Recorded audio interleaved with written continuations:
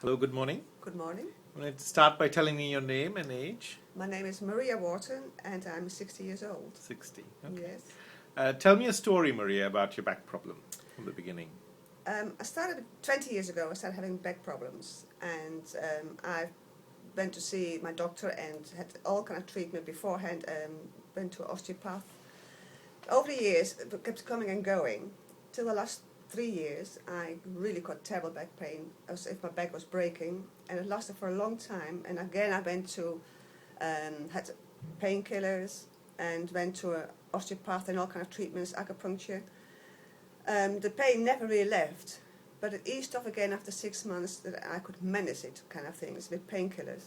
Till last year, January time, I again had an attack when I woke up in the morning, and it was so bad that I could not walk, couldn't get into bed, didn't know what to do, and when I was walking, it was step by step, and I just couldn't sit down, couldn't do anything. It was really very difficult.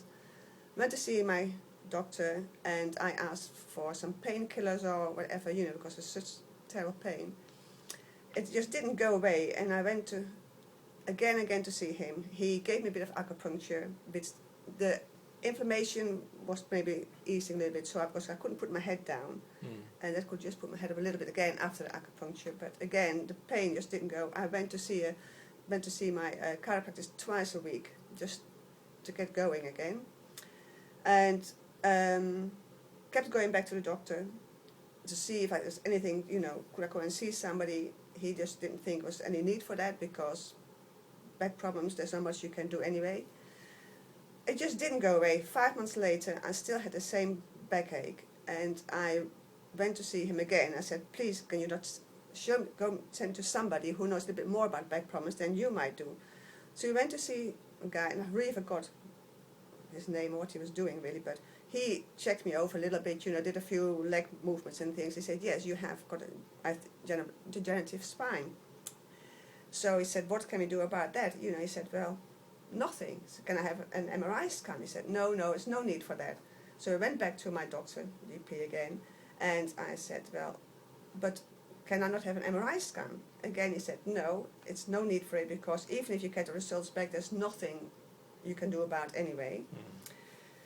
So we went back again, and he gave me more painkillers, and I got depressed. He gave me antidepressant tablets. He said, you can have this on repeat prescription, and painkillers for whatever you need, and the strongest one as well, but make sure you're in bed, kind of thing, so because they're quite strong. And I did take them with me, because I was in that much pain that I feel I needed them with me all the time, because I, in the end, didn't do anything anymore. I didn't do any gardening, didn't go out with friends and things, and my whole life was just going downhill. I sat at a kitchen table most of the time, and I can cry about it now, but I really feel about that. Because I couldn't drive, I couldn't do shopping, could not carry anything. Everything was hard work for me, and anyway, then I got, of course, depressed because of that, Then, luckily, we went to a party, and I left earlier, and my husband met Mr. McPhee, who said, why is your wife not here? Well, she's gone home because of back problems. And he's a general surgeon. Yes, he's a general surgeon, yes. And works in Scarborough. Scarborough Hospital, yes. And he suggested this is going on far too long, have not had the MRI scan, because it could be anything else. We said no.